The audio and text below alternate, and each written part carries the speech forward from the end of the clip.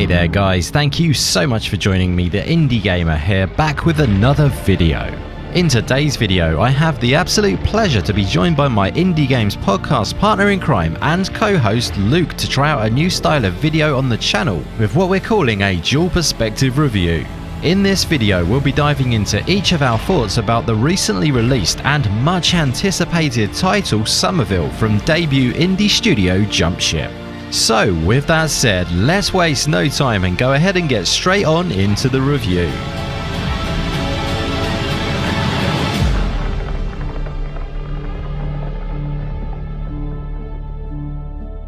Welcome Luke, my friend, it's great to have you for a video review. How are you doing, buddy? I'm very well, thanks, yeah, and looking forward to chatting about this. And definitely looking forward to hearing your thoughts on this. So yeah, we may as well go ahead and jump straight on into that, I guess. So what did you think of Somerville as a whole, buddy? I finished it a couple of days ago. It took me probably about 3.5 hours-ish to finish. You know, I think as people have seen, it's a very linear kind of 2D, 3D game, really, almost like an adventure puzzler. And, you know, as anybody's, I guess, listened to us, we've been really excited about it because of the background of the game. You know, it's from a new studio, co-founded by Dino Patti, who is the co-founder of Playdead, you know, who are famous for, I guess, these types of games and have made two what most people would consider, you know, masterpieces of any game, really. Absolutely. So I think expectations were really high for both of us. And I think for me, it mostly delivered on my expectations. I'm not going to come out and say that it lived up to that level. And I think it's maybe somewhat unfair to compare it to Limbo and to Inside as well, because when people play this, I'm sure you'll agree, it does play differently to how those games play. Yeah, you can feel some similarities there, but you can definitely feel some departures from the styles of game as well, yeah. Yeah, because, you know, I don't think it's as different as maybe was hinted at, you know.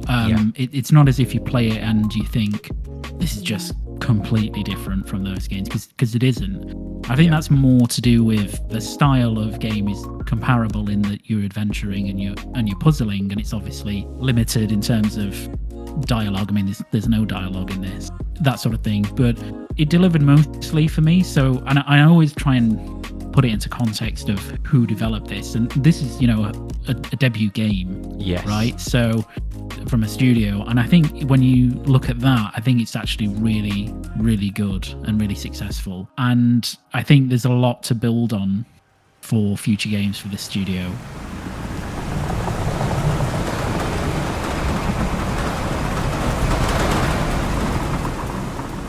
I definitely see some areas where it did fall a little bit short. For me, they were more bug related and controls and things like that. Yep. And I'm willing to forgive them for the overall experience, if you see what I mean. I mean, I know you shouldn't judge it by aesthetics only, but the visuals in this game, I think they're absolutely amazing. I would say it's probably even more beautiful than Inside.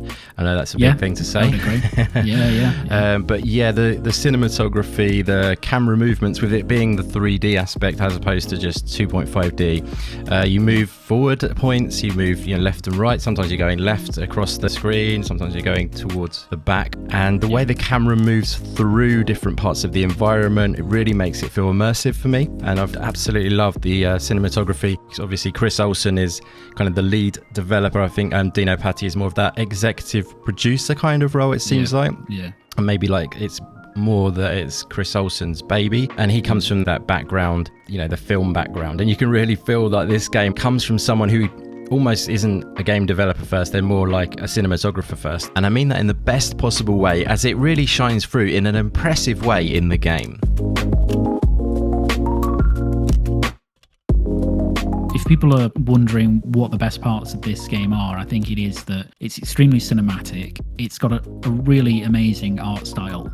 And one thing that's great about it is I think you could freeze frame like any bit of this game and it would look kind of painterly and really, really impressive. Absolutely. And I think that's a testament to how good the art is and how good the kind of the cinematography element is as well.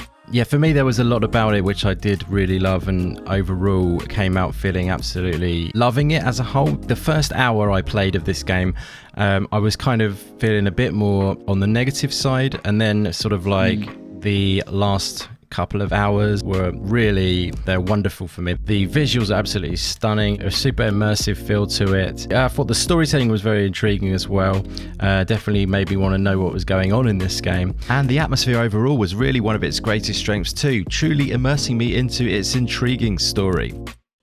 There were enough annoyances for me from a gameplay perspective that I think brought the experience down, and Right. I think if they were ironed out, it wowould have been, it would have been much higher on it. It feels like maybe it was pushed out quite hot in some respects, Yeah. like it's because it's super polished in terms of its visuals, art style, Yep. the cinematic element. One thing I will say as well is animations are fantastic in Yes. this game. Like, they're really, really good. Absolutely. The swimming again is Swimming, that was really good. Just even running, really good. Definitely. The way light plays a big role, not just in terms of composition of the scenes, but actually as a mechanic, light's a really important element. So really cool physics in the game as a result. So I loved all of that, but it did feel like it came in a bit hot, and they could have maybe done with a bit more time to iron out the bugs and polish it a bit. I feel like if they would have cleaned those elements up, I would have been even more impressed by it. And that's not to say I'm not impressed, but it's just it doesn't quite hit that kind of legendary really high bar, which is a bit of an unfair bar to expect, I suppose. But yeah.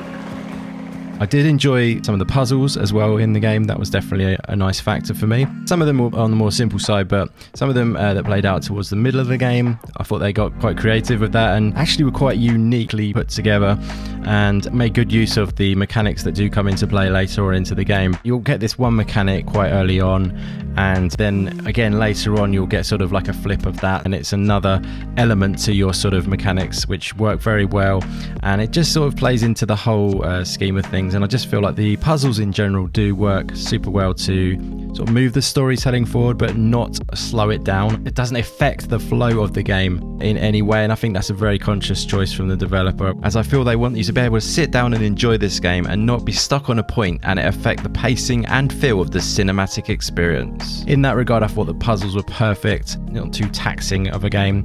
Puzzles are just right, I thought. Story-wise, obviously we can't go into too much detail on that, but I was satisfied with it, it's just say it in short terms. And yeah, the fact that they have multiple endings is a cool thing too, which I will dive back into to explore. One of the things I really was impressed by was a few of the sort of set piece moments and also the cutscenes as well. I think that was always going to be an area where they would do a good job though with Chris Olsen's background and stuff. There is some great moments, action-packed moments. I won't go into detail, but yeah, I felt like they really heightened it. They broke up the pacing. It was sort of like puzzling, and then you're in this sort of like dramatic sequence. I thought that really worked well as a way to keep the pacing up and interesting, give it a bit of dynamics essentially along the way. Yeah, I think the set pieces work really well here because the game is so cinematic anyway. Yes. So you get these really cool perspective shifts as you undertake these set pieces, which again we won't spoil the detail, but like the camera does a lot of really cool stuff. Definitely. In those and lighting also, there's various bits where different lights are introduced, and that kind of really helps sell it. Definitely. Yeah, so that's really cool. And like outside of the set pieces, there were some really cool bits in this game where you get a view of something, or you're passing through an area 100%. that's so well realized in the world. It really immerses you with the kind of context of what's going on in the game. Yes.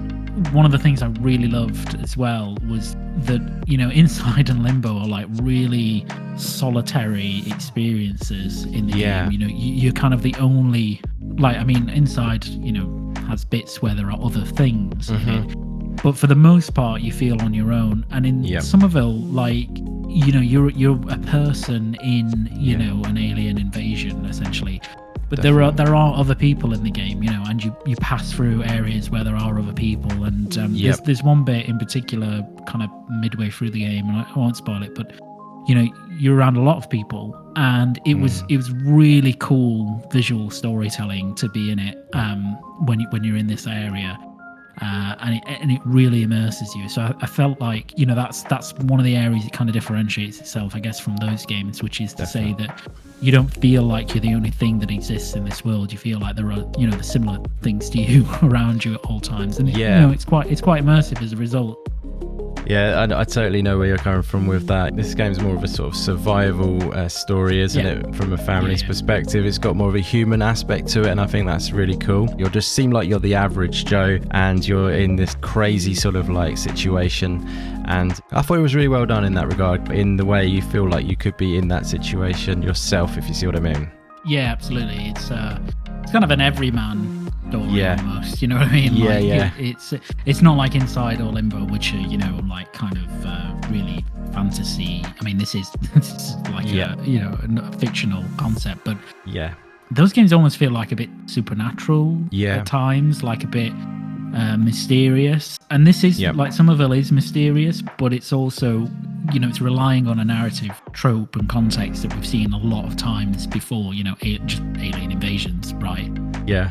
I thought it was really cool that you're just a bloke, and you have a family, and you have a dog, and you're caught up in the middle of this thing. So that was really cool. Yeah. Absolutely, well said. And on the subject of dogs, just while we are on that one, we do have to mention quickly there is one big thing in this game that is missing, and that is the ability to give your dog a little stroke, as I call it. Just one pet would have been nice. Yeah, it's a very bizarre omission, I must say. I mean, when people play this, there is one point where it's criminal that you can't pet the dog. It is, right? Like, it's just absolutely criminal. I don't get like why the mechanic wasn't introduced for just one point. I know. It just feels that, if anything, actually, it is that breaks immersion in that moment. It does. You know what actually. I mean? So because you're like, that's not, because the character is just a blank canvas, right? There's no real personality, which is the way it's meant to be. The way it's designed. So if you could do that, it kind of give a bit more interconnection between you and the character at that point, or at any point. Definitely. It there's a bit very early on where you sit on a bench, and the dog's there. I tried to do it at that point early on in the game, but then there's another point where where it feels like I actually felt a little bit emotional at the point later on in the game anyway, and I was really getting invested at that point. So it has, I did, like I say, I did enjoy this game. I know we've got a few negatives to say, but I did love it. But there was a point where it was like, again, I won't say it, but there was a point where the dog is there and you are there, and there's a moment of emotion that should surely have just been satisfied with a little pet of the dog. Just the one pet. I know. It's almost like they purposely didn't let you do it, because it felt like they set it all up completely for that to happen, and then you just stand there looking at him, and the dog's looking back at you, and it just feels wrong. So please patch that in, Jumpship. That would be amazing. Just put that mechanic in the game. That would elevate it to it would very high heights. That was exactly game of the year then, definitely. Game of the year after that, because it always felt like he just hates the dog at that point. It does. He feels like he's gone through all of this, and then you can't, there's no interaction at all. It just feels like the main character must just absolutely loathe this dog. Just can't stand him. Exactly. But it is slightly immersion breaking at that point. So it's not like a huge deal, but it's just something that would have been nice. Because again, it's set up so well, isn't it? Like the way the story plays out on that bit. that moment is in particular. I mean, there are other moments, but the moment we're talking about is kind of made for you to pet the dog. It seems that way, and then you can't, so it's a bit weird. I don't want to it's not a nitpick, but it is. It is. It is. It is a bit. It's not meant to be. It's meant to be kind of like a genuine, like small issue. Like it's only very small, but it does break immersion slightly. So it would be nice. Definitely agree there. Yeah.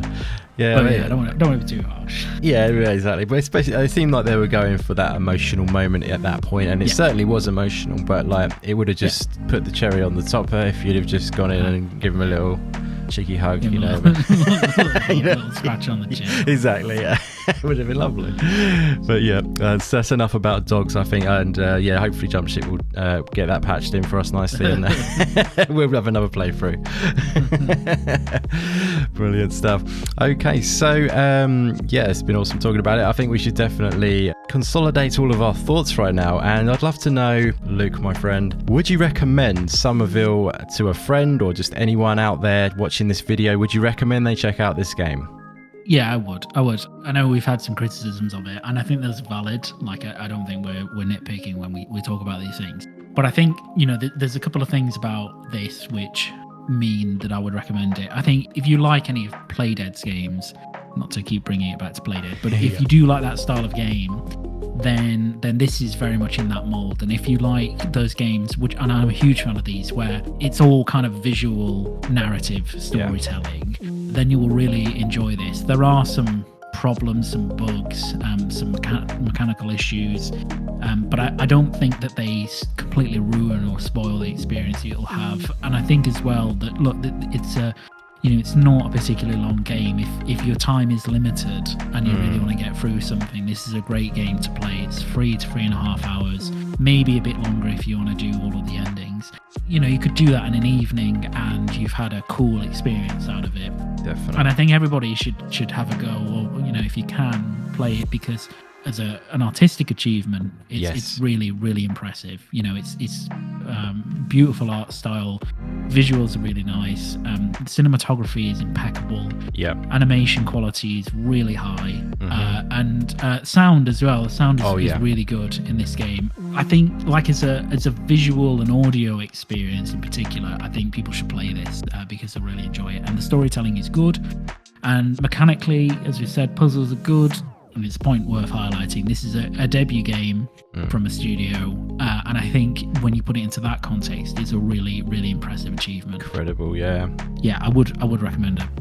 Very cool, very well said, my friend. Yeah, I'm glad you highlighted the sound as well on that, because we forgot to mention that earlier. And the sound, is incredible in this game. The music is very delicately done, and actually the whole game is very elegantly and delicately done, but it's impactful as well. It's got a great pacing, it's got an all-round feel to it, which just works so well in my opinion. But sound is just superb, and they leave the canvas quite empty a lot of the time to have impactful moments, it feels like to me. When the sound does kick in, it's going to be some crazy stuff going down. But for me, this game is a definite check out. I've absolutely loved it, even though it has had some issues there with bugs and a bit of stuttering occasionally on the frames. But it's one game we've been talking about for a long time, and for me it's been an amazing game. It's been one of my favourite games this year for sure.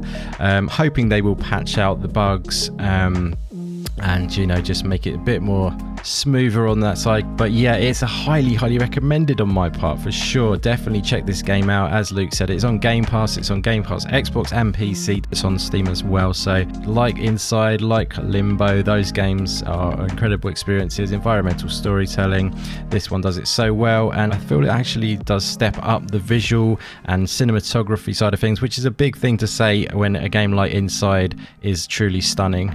I think this game audio visually is top notch, and the rest of it as a whole very incredible indeed. So that's enough for me. I think I'd just like to say thanks to my good man Luke Steele for joining me to trial out this new style of video. Let us know what you think about it, by the way. But thanks for joining me for this today, Luke, bro. You're very welcome. I had a lot of fun. Good stuff, buddy.